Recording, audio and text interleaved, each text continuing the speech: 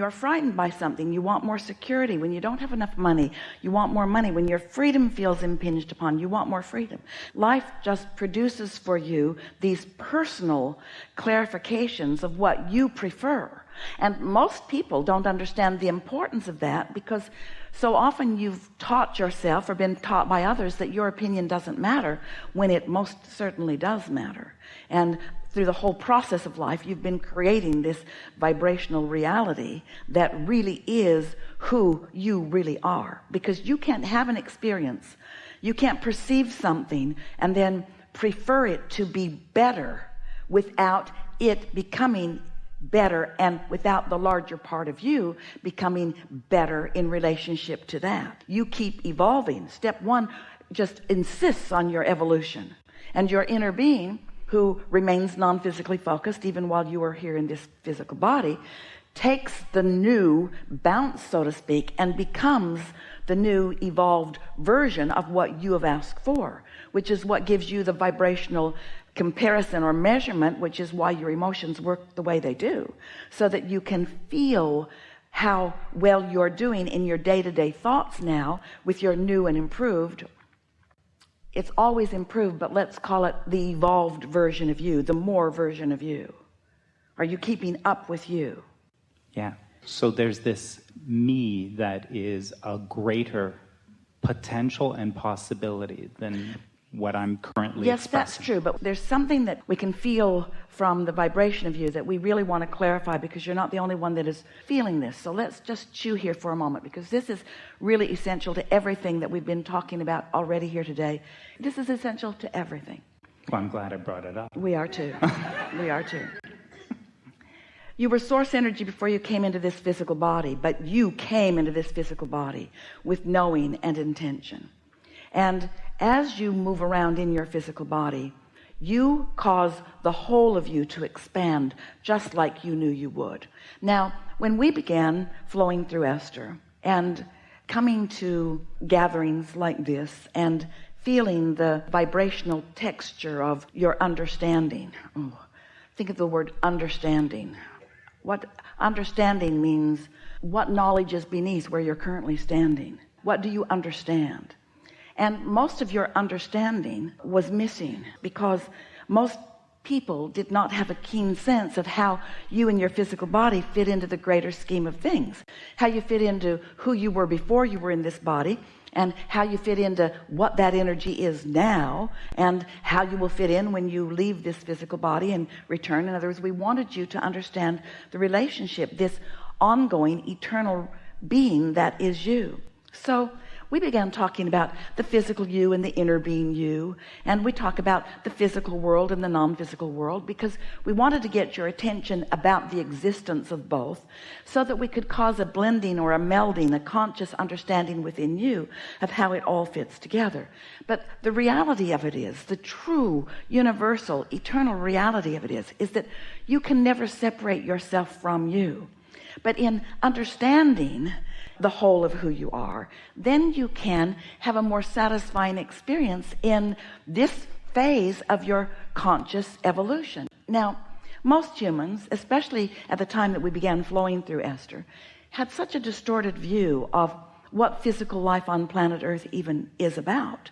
And we want you to understand that what it is about, it's about this ongoing evolution of you, of us, of all that is. In other words, this physical time and space is the leading edge. It's where the vibration that we are all about becomes more and more and more, until it is understood, it is witnessed, it is lived through your physical senses. In other words, thoughts turning to things is a big deal.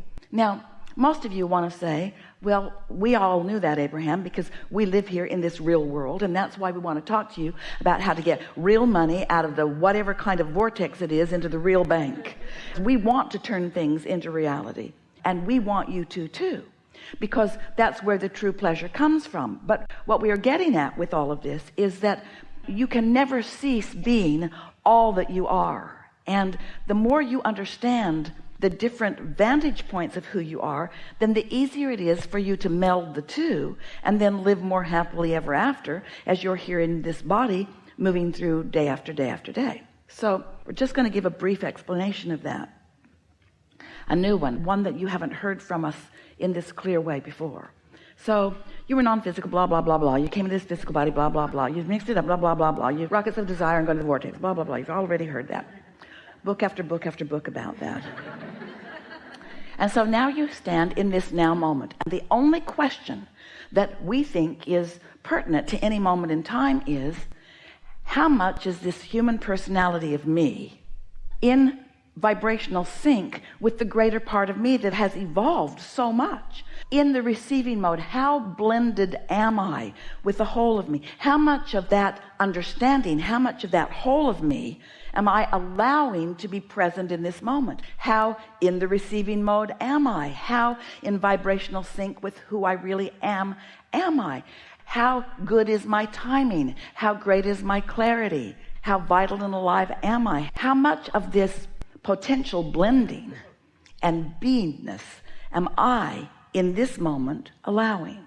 Well, that all has to do with what you're thinking about right now. And what you're thinking about right now has to do with what you've been practicing thinking about, because you have propensities to thought, propensities to the way you think. You know, people who are always in a bad mood. Well, they're in a bad mood, and if you were to visit with them, they'd tell you why. They're justified in it, but nevertheless, they are blocking a good portion of who they are. And so that bad mood shows up as insecurity. It shows up as paranoia. It shows up as insensitivity. In other words, it shows up in all these personality characteristics that you might deem not very pleasant to be around. But what those personality characteristics are a byproduct of how much in the receiving mode they are or are not. So we want to translate that. We want to explain that to you in a way that goes like this. As best you can in your here and now moment, if you can accomplish an atmosphere, a vibrational atmosphere, where you're not blocking who you are, then the whole of who you are is standing here. So those personality characteristics are, you're confident, and you have ease about you, and there's no tension within you, and you have clear expectation, and you know who you are, and you feel loved, and you feel blessed, and you love others, and you appreciate them, and you're not nitpicking, you're not running around looking for problems everywhere. In other words, the whole of you is present in this moment, because you're not doing that thing you have been doing to block it off. So this vibrational atmosphere, we've spent, as long as we've been flowing through Esther, writing books through her in order to explain to you what you might do to put yourself more in the state of the receptive mode, more in the state of allowing more of who you are to be present right now, which is where your happiness comes from. It's what the happily ever after thing is all about. And through time, we've offered a lot of processes, like when you find yourself thinking about something that doesn't feel good, pivot and try to think about what you do want, which is not altogether even possible in that moment, depending upon the momentum of it. So these days, what we've really been emphasizing in creating the atmosphere, first, before we go there, we want to say that, let's say something happened in your life 20 years ago, and let's say it was not pleasant, and you can still remember it. And the reason that you still remember it is because 19 years ago you were telling the story of it, and 18 years ago you were telling the story of it, and 17 years ago you were telling the story of it, 16, 15, just about every day or week you renew the story to someone. And so it's not a 20-year-old vibrational event, it's an active event within you right now.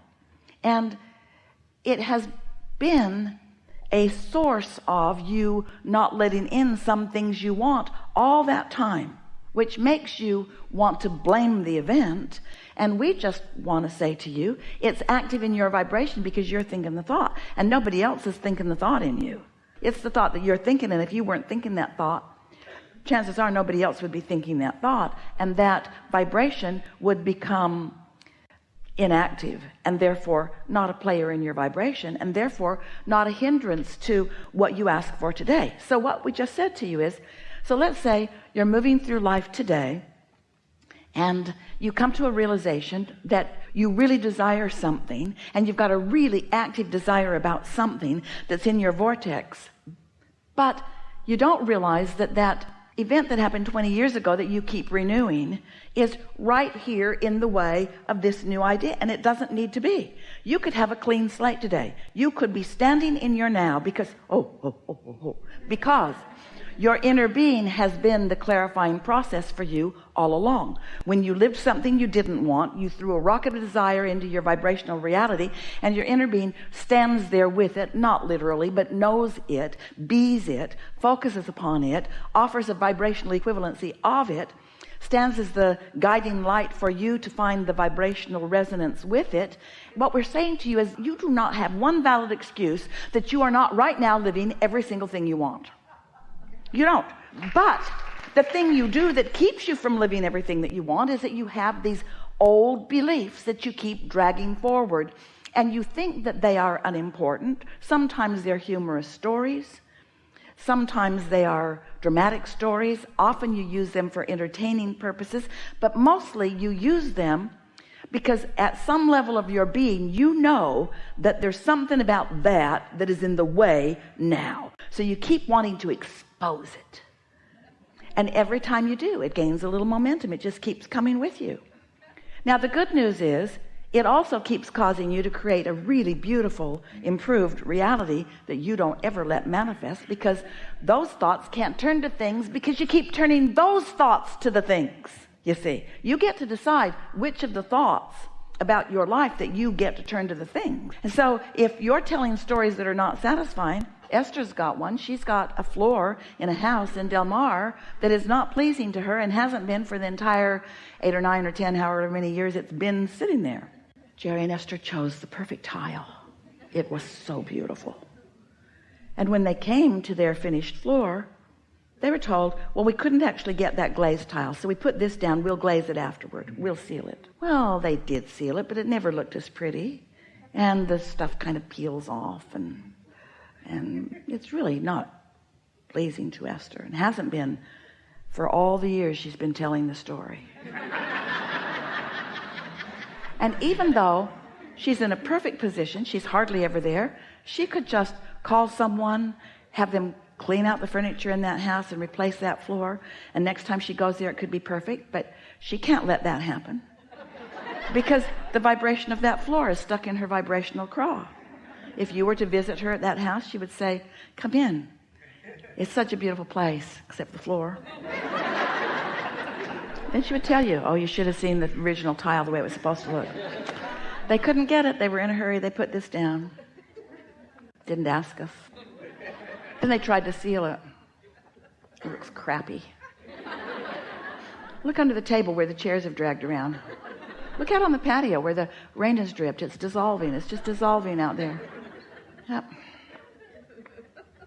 I could replace it, but I have to move everything out. Things that probably get scratched up. And it's not even like her. It's not who she is today, except for just that one story. Oh, there might be others, but just that one story. She just keeps renewing it, keeps bringing it forward. Now, in the scope of human events, that's not a very important thing, but it is in her way, and it is not satisfying. That's what we want to explain, is that you can never step away from the vibrational tension, is a good word Esther is finding for what we mean. The vibrational tension between who you are in your physical body right now and who you are in your non-physical beingness right now, who you are in your beliefs about what you want and what your desires about what you want. There's this vibrational tension going on all the time, and you've got to find a way to manage that gap. And so we've been writing processes and helping you to think thoughts that feel better and so forth, and the processes are effective if you apply them at the right moment, like we were talking about earlier today. If you're in the receptive mode and you apply a process, you can get real movement and you can bridge beliefs. But if you are in a place of dissatisfaction when you try to apply a process, all you do is renew the complaint into a new moment in time.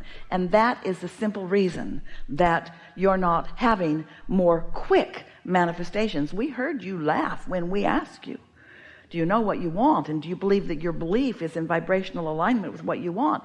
And you didn't laugh, you sort of groaned because you know it isn't, but it would be easy to fix that.